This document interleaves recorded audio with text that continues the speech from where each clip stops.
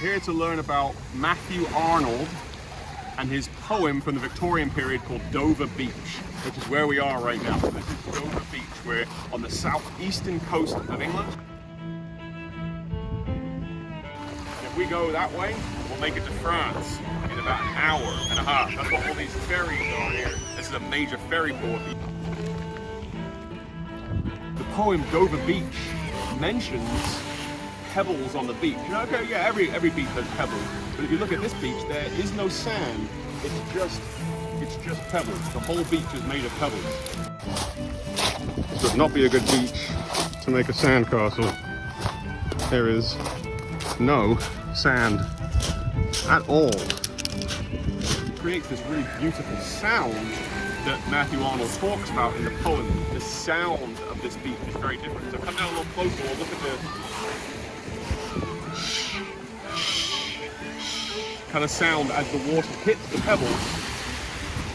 There you go, maybe you heard it there.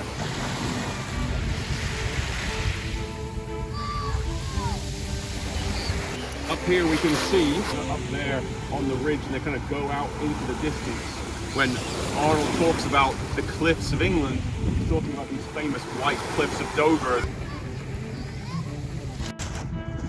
So the castle up on the hill, Dover Castle, built shortly after the Norman invasion of 1066, when French Normans came over, defeated the English, and successfully invaded, conquering England 1,000 years ago.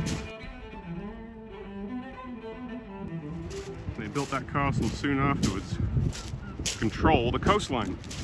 When he mentions at the end where ignorant armies clash by night, we wouldn't have known this because it would have been, you know, 75 years into the future. But this would have been where troops would have left to go and invade Normandy and France in the D-Day invasion. It was even used in World War II. Bunkers underneath the whole castle to watch for a Nazi invasion.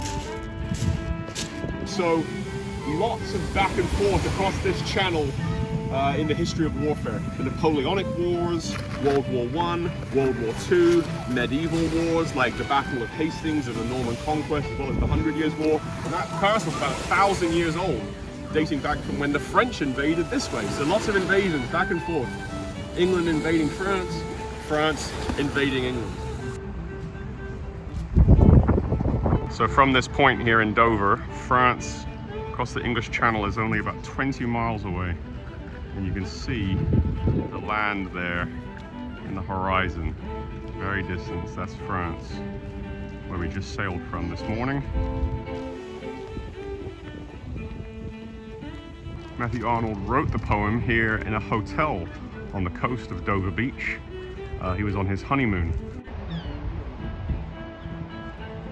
When you look at those kind of Victorian era chimneys and the kind of architecture of this hotel, you can kind of imagine this hotel is probably well over 150 years old, and maybe it was this hotel that Matthew Arnold stayed in, writing about those ignorant armies that clash by night and the sound that can be heard across the Aegean of those pebbles on the beach and the white cliffs of Dover visible up there to the right, this kind of Victorian beach town.